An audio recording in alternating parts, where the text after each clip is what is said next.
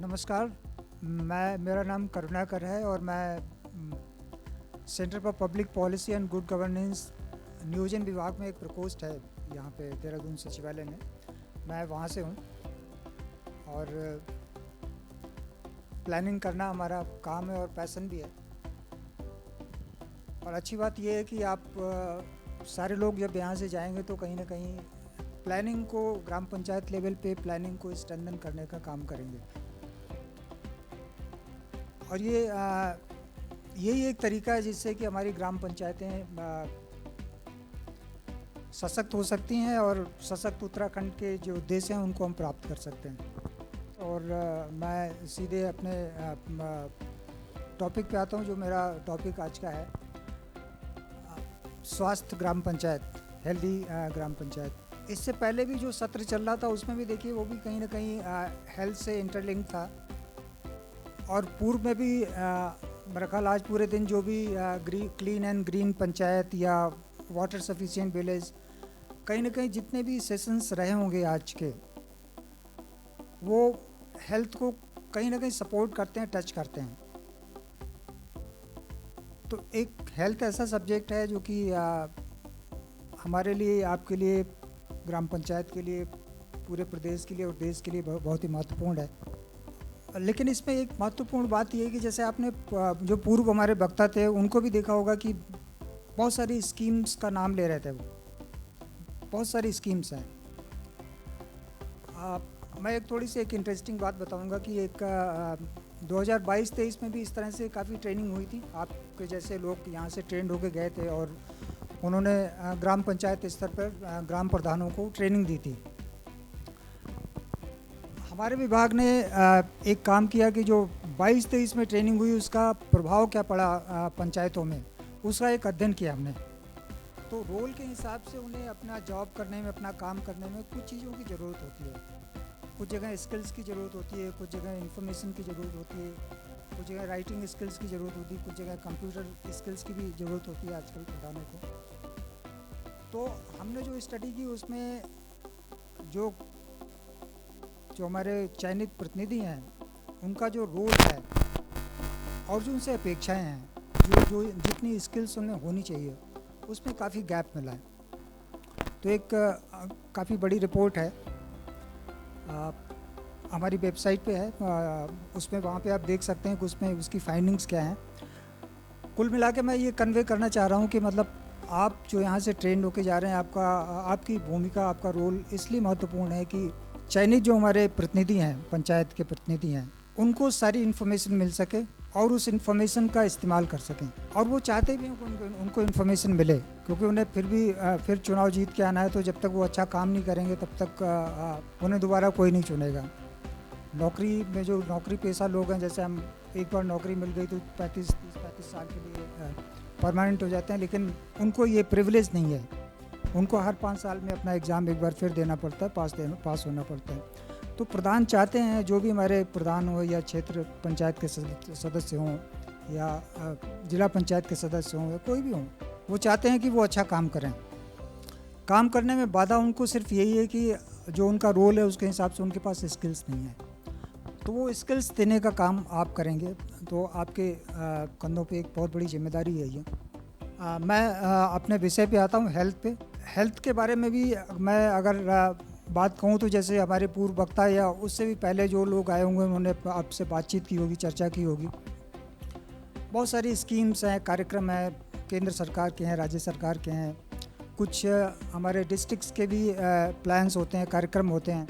कहीं ना कहीं सारी स्कीम्स हैं, प्रोग्राम्स हैं, जो रिसोर्सेज हैं, उनका उद्देश्य यही है कि डेवलपमेंट हो सके, अपेक्षित विकास हो सके। और हमारे जो मानव विकास के सूचकांक हैं, जो आर्थिक विकास के सूचकांक हैं, वो कहीं ना कहीं अच्छे हो सकें और हम एक विकसित राज्य के रूप में हो सकें। तो यही उद्देश्य है ग्राम पंचायत विकास योजना बनाने का, चाहे वो ब्लॉक पंचायत विकास योजना है, जिला पंचायत विकास योजना है, जिस योजना का नाम ले लें, या स्टेट पे जो योजनाएं बनती हैं जहाँ पे हम लोग काम करते हैं, सब योजना का मकसद यही है कि किसी तरह विकास और प्रदेश में खुशहाली आए और लोग खुश रहें। अब अगर हेल्थ की हम बात करें कि हेल्दी विलेज या हेल्दी ग्राम पंचायत, तो हेल्थ एक इंटरलिंक्ड है और इसमें ढेर सारे जितने भी स्टेक होल्डर्स हैं, आप जिसका नाम लें वो कहीं ना कहीं हेल्थ में कंट्रीब्यूट करते हैं। अभी ICDS वाले थे, वो कंट्रीब्यूट करते हैं उसमें, हेल्थ में बहुत बड़ा योगदान उनका है। जल जीवन मिशन, वाटर सफिशिएंट विलेज की जब बात हुई होगी तो वो सारे लोग काम करते हैं। स्वच्छ भारत मिशन काम करता है। तो सारे काफ़ी डिपार्टमेंट ऐसे हैं, बहरहाल कुछ ही डिपार्टमेंट होंगे जिनका हेल्थ में कहीं ना कहीं रोल नहीं होगा, अदरवाइज़ सारे कहीं ना कहीं हेल्थ और वेलबींग को सपोर्ट करते हैं। अगर आप देखें तो इसका जो उद्देश्य ये जो थीम 2 है, इसका उद्देश्य ये है कि जो हमारे स्वास्थ्य कर्मी हैं, चाहे वो डॉक्टर हों, ANM हो, आशा वर्कर हों, लैब टेक्नीशियन हो, जो भी स्टाफ है, आवश्यकता के अनुसार उनकी उपलब्धता कराते हुए हम बेहतर स्वास्थ्य सेवाएं प्रदान कर पाएँ, ग्राम स्तर से लेके प्रदेश स्तर तक। और जो हमारे हेल्थ के इंडिकेटर्स हैं उनको इम्प्रूव करें, और सारे आयु वर्ग की जितनी भी हेल्थ की प्रॉब्लम्स हैं, चाहे वो ओल्ड एज की प्रॉब्लम हो, चाहे वो किशोर किशोरियों की किसी तरह की आवश्यकता हो, हम सारी आवश्यकताओं को एड्रेस कर पाएँ। और उन आवश्यकताओं को एड्रेस करने के लिए हमारी बहुत सारी स्कीम्स हैं। यहाँ पे कुछ ही स्कीम्स का नाम लिखा है मैंने, जैसे राष्ट्रीय स्वास्थ्य मिशन है, ICDS है, अटल आयुष्मान जो इंश्योरेंस स्कीम है, इसके अलावा RKSK जो किशोर और किशोरियों की स्वास्थ्य को कहीं ना कहीं एड्रेस करता है, वो एक कार्यक्रम है। राष्ट्रीय बाल स्वास्थ्य कार्यक्रम है जिसमें अर्ली स्टेज पे कुछ बीमारियों की पहचान की जाती है जिससे कि बच्चों का स्वास्थ्य बेहतर हो सके। इसी तरह आप सारे जानते हैं कि हमारे दूर दराज के एरिया में स्पेशलिस्ट की काफ़ी कमी है, तो उसके लिए टेलीमेडिसिन या इस तरह की काफ़ी ऐप्स हैं या प्रोग्राम्स हैं, प्लेटफॉर्म्स हैं जहाँ से उनको स्पेशलिस्ट से कंसल्टेशंस मिल सकती हैं। एक ई संजीवनी ऐप है, आपको आज शाम को अगर समय मिले या कभी भी समय मिले, इसको आप डाउनलोड कीजिए, इसमें लॉगिन कीजिए, अपने मोबाइल नंबर से आपका लॉगिन हो जाएगा। आपकी कोई भी समस्या हो, स्पेशलिस्ट डॉक्टर यहाँ पे अवेलेबल हैं, और उस समय जो भी आपकी समस्या होगी उससे रिलेटेड डॉक्टर्स जो भी अवेलेबल होगा उसकी OPD में आपको रजिस्ट्रेशन मिल जाएगा। एक तो ये काम आप खुद कर सकते हैं, और दूसरा इस काम के लिए आशा हैं, आशा वर्कर है हमारी, ANM है, जो हमारे हेल्थ और वेलनेस सेंटर हैं,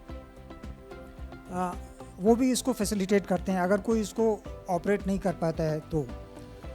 लेकिन मेरी एक रिक्वेस्ट ज़रूर रहेगी कि आप इस ऐप को डाउनलोड कीजिए, इसका इस्तेमाल करके देखिए कि कैसे फंक्शन करता है, हेल्पफुल है या नहीं है, तो आपको खुद पता लगेगा कि स्कीम्स बहुत सारी हैं लेकिन उसका यूटिलाइजेशन नहीं हो पाता है। और हमारा और आपका रोल यही है कि सारी स्कीम्स जो है अपने अपेक्षित जो उनके डिज़ायर्ड ऑब्जेक्टिव हैं, जिस टारगेट को लेके बनी है, जिस लक्ष्य को लेके स्कीम्स बनी है, उसका फ़ायदा मिल सके।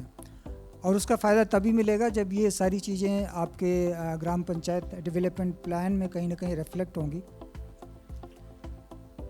और जब उसमें आप मेंशन करेंगे तो ऑटोमेटिकली वो, आप जानते हैं सारे प्लान आजकल ऑनलाइन है, उसकी कभी भी कोई समीक्षा कर सकता है, मॉनिटरिंग कर सकता है, और इस तरह से कहीं ना कहीं एक तरह से हमारे जो अधिकारी हैं वहाँ पे ज़िले पे, उनकी अकाउंटेबिलिटी बनती है कि इस GPDP में इस तरह की योजनाएं डाली गई, इस तरह की एक्टिविटीज़ डाली गई हैं, तो उनकी रिस्पॉन्सिबिलिटी बनती है कि वो उस पे काम करें।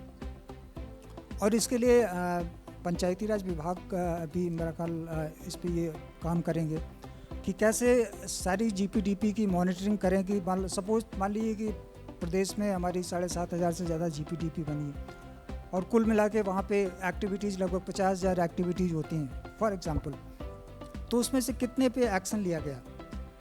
भारत सरकार लेवल पे इस तरह का रिव्यू करते हैं, उनका भारत सरकार का पंचायती राज मंत्रालय जो है इसका रिव्यू करता है कि स्टेट्स में GPDP में कितनी एक्टिविटीज़ प्लान की थी इस साल के लिए, या 24-25 में कितनी प्लान होगी, प्लान की हुई एक्टिविटी के सापेक्ष कितने पे काम हुआ। तो इस तरह का एक मॉनिटरिंग की व्यवस्था अपने आप हो जाती है अगर वो वहाँ पे प्लान में वो चीज़ें रिफ्लेक्ट हों। तो आपका यहाँ से जाने के बाद रोल यही होगा कि ज़्यादा से ज़्यादा एक्टिविटीज़, चाहे वो बजटेड हों या नॉन बजटेड हों।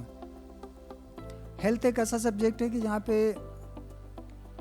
नॉन बजटेड मतलब बिना पैसे के भी काफ़ी काम हो सकता है, जैसे ई संजीवनी ऐप मैंने बताया, नहीं ऐसे ऐसे और भी प्लेटफॉर्म्स हैं।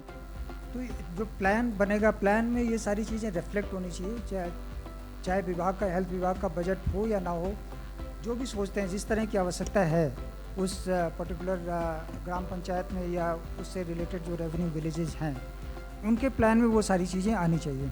आगे कॉलम में देखेंगे कि इन सारे कामों को करने के लिए हमारे पास कार्मिक भी काफ़ी हैं। ज़्यादातर इसमें वहीं ग्राम पंचायत स्तर पे ही रहते हैं, आशा है या एएनएम है, आंगनवाड़ी कार्यकर्त्री है, डॉक्टर तो खैर नहीं रहता है वहाँ पे। लेकिन आजकल हेल्थ और वेलनेस सेंटर जो है वहाँ पे कम्युनिटी हेल्थ ऑफिसर जो CHOs होते हैं वो वहीं पे रहते हैं, और आप लोग जैसे गैर सरकारी संगठन है, इस तरह के लोग हैं।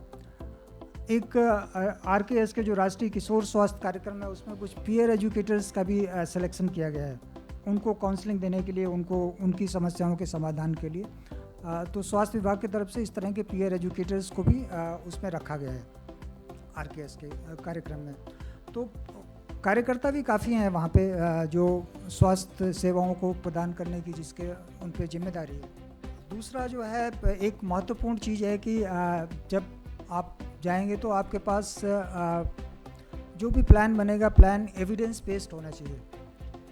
तो आपके पास डेटा होना चाहिए, सफिशिएंट डेटा उस ग्राम पंचायत के बारे में, और डेटा के काफ़ी सोर्सेज हैं। तो एक सुझाव था गांव का डेटा, ये मैं डेटा दिखा रहा हूँ स्टेट लेवल का। स्टेट लेवल में अभी वर्तमान में क्या स्थिति है इस साल की, और 2030 आप जानते हैं जैसे सस्टेनेबल डेवलपमेंट गोल्स हैं, तो नीति आयोग ने कुछ लक्ष्य निर्धारित किए हैं। तो ये थोड़े से सिलेक्टेड इंडिकेटर्स हैं जो आमतौर पे जिनकी मॉनिटरिंग होती है, लेकिन इसके अलावा भी हेल्थ सेक्टर में बहुत सारे इंडिकेटर्स हैं जिनकी मॉनिटरिंग होती रहती है। तिवारी जी कह रहे थे कि ग्राम पंचायत लेवल पे डेटा कैसे मिलेगा, तो आप में से काफ़ी लोग जानते होंगे जो NFHS रिपोर्ट का इस्तेमाल करते हैं, तो इनकी डिस्ट्रिक्ट फैक्ट शीट भी होती है। जैसे स्टेट की फैक्ट शीट होती है वैसे इनकी सारे डिस्ट्रिक्ट की फैक्ट शीट है, और सारी इन्फॉर्मेशन हेल्थ से रिलेटेड, न्यूट्रिशन से रिलेटेड, BP कितने लोगों को है, ओबेसिटी कितने लोगों को है, BMI कम कितने का है, ज़्यादा कितने का है, तो ये सारी इन्फॉर्मेशन वहाँ पे रहती है। नंबर एक डेटा का सोर्स एक ये हुआ। दूसरा डेटा का सोर्स जब आप जाएंगे ये है कि आजकल उनको टैब दिया गया है, टैबलेट दी गई है, जो CHOs होते हैं उनके पास एक एक परिवार का सारा डेटा होता है, सारी इन्फॉर्मेशन। 30 साल से ऊपर के जो लोग होते हैं उनको उनकी सारों की स्क्रीनिंग होती है नॉन कम्युनिकेबल डिजीज़ के लिए, क्योंकि उसमें मॉर्टेलिटी रेट काफ़ी ज़्यादा है नॉन कम्युनिकेबल डिजीज़ में। तो 30 साल का डेटा एक अलग होता है और 30 साल से पहले का डेटा एक अलग होता है। और जो हमारी प्रेग्नेंट या लैक्टेटिंग मदर्स हैं उनका डेटा भी होता है। एक इवन करके सॉफ्टवेयर है जहाँ पे बच्चों के टीकाकरण का डेटा होता है। तो ग्राम पंचायत लेवल पे भी आंकड़ों की कमी नहीं है, जो योजना बनाने के लिए बहुत ज़रूरी चीज़ें हैं। तो इस तरह का डेटा का आप इस्तेमाल कर सकते हैं, और ये जो लक्ष्य हैं उसी के सापेक्ष लक्ष्य भी हैं जो हमें 2030 तक प्राप्त करने हैं। ये 22-23 का डेटा है, ये 22-23 का डेटा है। NFHS की जो रिपोर्ट है, NFHS की रिपोर्ट 19 और 21 के बीच का उन्होंने कैप्चर किया हुआ। हेल्थ डिपार्टमेंट वालों का लेटेस्ट है, लेकिन उसको 22-23 मान के चलते हैं NFHS, क्योंकि रिलीज़ तो 22 में ही हुआ था। तो ये लेटेस्ट मान के चलिए। और इसकी सारी डिस्ट्रिक्ट की फैक्ट शीट, जैसे मैंने बताया, सारे जितने हमारे 13 ज़िले हैं उनकी सारी फैक्ट शीट है। और मेरा ख्याल कम से कम तो डिस्ट्रिक्ट में, एक डिस्ट्रिक्ट की फैक्ट शीट में 72 के आसपास इंडिकेटर्स होते हैं, और वो सारे आपके लिविंग स्टैंडर्ड, हेल्थ और न्यूट्रिशन से रिलेटेड सारी चीज़ें, आप नाम लीजिए, उसका डेटा वहाँ पे अवेलेबल होता है। और दूसरा जो मैंने बताया कि जो वहाँ पे CHO हैं, जो कम्युनिटी हेल्थ ऑफिसर हैं हेल्थ एंड वेलनेस सेंटर पे, उनके पास डेटा होता है। और इन लोगों से अपेक्षा भी की जाती है कि जब ग्राम पंचायत की बैठकें हों तो वहाँ पे उपस्थित रहें। अब चूँकि ये हो सकता है कि एक समय सब जगह नहीं रह सकती हैं, लेकिन उनसे डेटा लिया जा सकता है कि कहाँ पे कितना गैप है। मिशन अंत्योदय सर्वे होता है, उसमें भी काफ़ी कुछ डेटा मिल जाता है। इसमें मेरा कहने का मतलब तात्पर्य बस यही है कि मतलब जो आप प्लान बनवाएंगे वहाँ पे जाके, जो सपोर्ट करेंगे, वो एविडेंस बेस्ड होना चाहिए, जिससे कि उसके सापेक्ष बजट की व्यवस्था की जा सके। और नॉन बजटेड एक्टिविटीज़ हैं, एक चीज़ और इम्पॉर्टेंट कि जो नॉन बजटेड एक्टिविटीज़ हैं उसमें भी आपको कहीं ना कहीं मैपिंग करनी है। इसमें देखिए ये ऐसा है ना कि अभी 230 हैं, इसमें लिखा हो कि वर्तमान में 230 हैं। टीबी का जो प्रेवलेंस रेट है हमारे यहाँ, हमारी कम्युनिटी में, हमारे स्टेट में जो टीबी का प्रेवलेंस रेट है वो ज़्यादा है, उसके सापेक्ष जो है इलाज कम लोगों को मिल रहा है। इसका मतलब क्या हुआ कि टीबी के कुछ मरीज ऐसे हैं जो कि नोटिफाइड नहीं है, जिनको ट्रीटमेंट नहीं मिल रहा है। और ये सारी चीज़ें कैसे हैं, ये डेटा बेस्ड हैं। तो कुछ लोग ऐसे हैं जो सामने नहीं आ पा रहे हैं, तो एक टारगेट रखा गया है कि अभी प्रति लाख 230 लोग हैं जो टीबी का कहीं ना कहीं नोटिफाइड हैं, उनको कहीं ना कहीं टीबी का इन्फेक्शन है। लेकिन प्रेवलेंस रेट के हिसाब से, पर लाख प्रेवलेंस रेट के हिसाब से ज़्यादा लोगों को टीबी का ट्रीटमेंट लेना चाहिए। तो कहीं ना कहीं ऐसे लोग छूट रहे हैं जिनको टीबी है लेकिन ट्रीटमेंट नहीं ले रहे हैं, उनका नोटिफिकेशन नहीं है हेल्थ डिपार्टमेंट को। तो इसलिए पर लाख पे 271 लोगों का नोटिफिकेशन होना चाहिए। हाँ, बना सकते हैं, ऐसा कुछ नहीं। कई बार अगर आपके प्रोग्राम अच्छे चल रहे हैं तो बन भी सकते हैं। ये देखिए 2030 का टारगेट है, ये ऐसा कुछ टारगेट इससे पहले भी अचीव किए जा सकते हैं अगर इम्प्लीमेंटेशन ठीक हो तो। डिपेंड इस पे करता है कि कई चीज़ें उस पर निर्भर करती हैं, इम्प्लीमेंटेशन हमारा कैसे हो रहा है, हमारी प्लानिंग कैसे हो रही है स्टेट लेवल पे या डिस्ट्रिक्ट लेवल पे। टारगेट को रैशनलाइज कर सकते हैं। कई बार विभाग आप जानते हैं प्रेशर में भी टारगेट सेट कर लेते हैं, ऐसा कुछ नहीं है। किसी ने कह दिया मीटिंग में कि इतने दिन क्यों लगेंगे, ये तो इतने कम हमारे यहाँ इसके मरीज हैं, तो इसको ख़त्म करने में कितना समय लगता है। लेकिन आप जानते हैं कि लास्ट पूरा एरेडिकेट करने में बहुत समय लगता है, चाहे आप पीछे पल्स पोलियो प्रोग्राम लें या दूसरे इसी तरह के कार्यक्रम लें। जैसे जैसे हम लक्ष्य के नज़दीक पहुंचते हैं वैसे वैसे 100% करना थोड़ा सा मुश्किल आता है। तो संख्या हमारी कम ज़रूर हो सकती है, लेकिन उसको लेकिन 2025 ठीक है, अगर उन्होंने रखा है तो कर लेंगे तो अच्छी बात है। ये टारगेट भारत सरकार की तरफ से डिसाइड है कि 2030 या उससे पहले हासिल करने हैं। तो ये मुख्य तौर पे मोटे जो ब्रॉड डेटा सेट हैं उसकी मैं जिक्र कर रहा था, लेकिन और भी डेटा आपको अवेलेबल हो सकता है जब आप एक्चुअल में वहाँ पे विकास योजना बनाने जाएंगे, तो इस तरह से डेटा मिल सकता है। और मुझे लगता है आप सारे लोग जानते भी होंगे कैसे डेटा लेना है, कहाँ से लेना है और किस तरह से प्रधानों को सपोर्ट करना है योजना बनाने में। आप जानते होंगे इस तरह से हमारी ग्राम पंचायतों की भूमिका या हमारी अपेक्षाएं क्या हैं, आपकी अपेक्षाएं क्या हैं, या उनसे क्या हम उम्मीद करते हैं किस तरह की। एक तो सबसे पहली चीज़ है कि जो वहाँ पे एक समिति है उसको स्ट्रेंथन करने की ज़रूरत है। ये भी हमने अपने जो हमने इम्पैक्ट असेसमेंट किया था 2022-23 की ट्रेनिंग में, तो ये उसमें एक सवाल ये भी था। तो जो वार्ड मेंबर होते हैं बेसिकली उनको काफ़ी कम लोग इन्वॉल्व करते हैं, उनकी कैपेसिटी बिल्डिंग की बहुत ज़रूरत है। इन्वॉल्वमेंट तो सर उनको नॉलेज होगा तभी बढ़ेगा, नॉलेज तो इम्पार्ट करना चाहिए। जब उनको आप मीटिंग में बुलाएंगे नहीं तो फिर कैसे इनका इन्वॉल्वमेंट होगा। मीटिंग में बुलाना ज़रूरी है, पहली बात तो ये है। तो जब तक इन्वॉल्व नहीं करेंगे तब तक उनकी कैपेसिटी कैसे बिल्ड होगी, अपने घर में बैठ कर तो नहीं हो सकती, इसलिए उनको इन्वॉल्व करना ज़रूरी है। तो आप जब मीटिंग करेंगे वहाँ पे ग्राम पंचायत में जाके या किसी गांव में मीटिंग करते हैं, तो आप शुरुआत कीजिए, आप उनको बुलाइए जो हमारे वार्ड मेंबर हैं। ख़ास तौर पे अगर समिति नहीं बनी हो तो बना सकते हैं, अदरवाइज़ तो वैसे भी आप देखिए कि ऐसे स्टेट जो राज्य हमारे जहाँ पे मानव विकास के सूचकांक अच्छे हैं, उनके सामाजिक, आर्थिक और राजनीतिक परिदृश्य के बारे में सोच के देखिए। जैसे हमारे साउथ के कुछ स्टेट हैं, तो उन्होंने कैसे उस स्थिति को, उस मुकाम को हासिल किया। उनका सिर्फ एक ही मंत्र था कि लोकल जो गवर्नमेंट है वो इफ़ेक्टिव काम करते हैं, तभी हो पाया वो। उनकी लोकल गवर्नमेंट उसी प्रभावी ढंग से काम करती जैसे हमारी स्टेट गवर्नमेंट, उनकी स्टेट गवर्नमेंट काम करती है।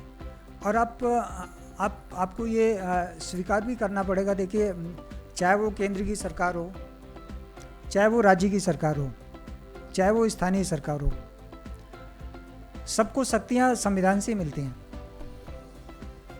अब ये कह सकते हैं कि थोड़ा सा अनफॉर्चुनेट है कि मतलब राज्य सरकारों में देखिए मंत्रियों की कितनी धमक होती है, केंद्र में तो देखा ही आपने है। लेकिन स्थानीय सरकार, जबकि शक्तियाँ सबको एक स्थान से मिल रही हैं, उसी सूरज से सबको प्रकाश मिल रहा है, लेकिन कहीं अंधेरा अभी भी है। तो इस पे अभी काम करने की ज़रूरत है। और मुझे लगता है आप लोग सारे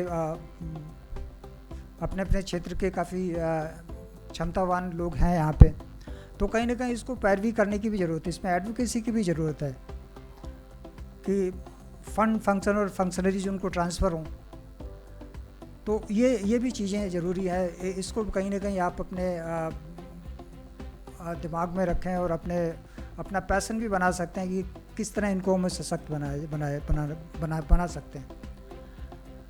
क्योंकि बिना लोकल गवर्नमेंट के इफेक्टिव हुए ये थोड़ा सा मुमकिन नहीं है। और इसीलिए पंचायती राज विभाग जो पंचायती राज संस्थाओं की स्ट्रेंथनिंग और उनके एम्पावरमेंट की बात इसीलिए करता है कि हमारे लोगों का एम्पावरमेंट हो सके, हमारे जो सूचकांक हैं वो थोड़े से बेहतर हो सकें। तो ये चीज़ें तो कंडीशनल है, इसको तो करना पड़ेगा। और कहीं ना कहीं प्रेशर ग्रुप है, आप एनजीओ के लोग हैं, ऐसे इंडिविजुअल भी डेवलपमेंट एक्टिविस्ट होंगे, इसमें काफ़ी लोग होंगे, तो इस काम को बेहतर कर सकते हैं। तो ये मैं कह रहा था, इस तरह की समितियां जो भी हैं उनकी स्ट्रेंथनिंग होनी चाहिए, उनका इन्वॉल्वमेंट होना चाहिए।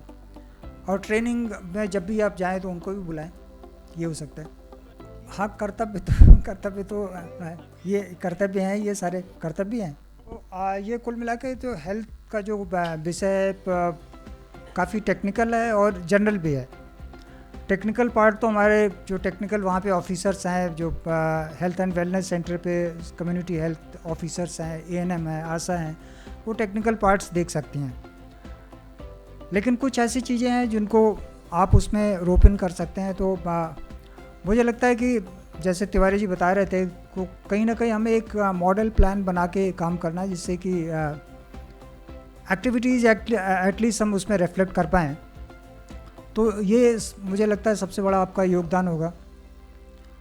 और हेल्थ में तो एक जनरल नॉलेज तो सभी की होती है, किस तरह की प्रॉब्लम्स है। और जब आप ग्राम पंचायत में या रेवेन्यू विलेज में मीटिंग करेंगे तो निश्चित तौर पे उनकी समस्याएं पता लग जाएंगी।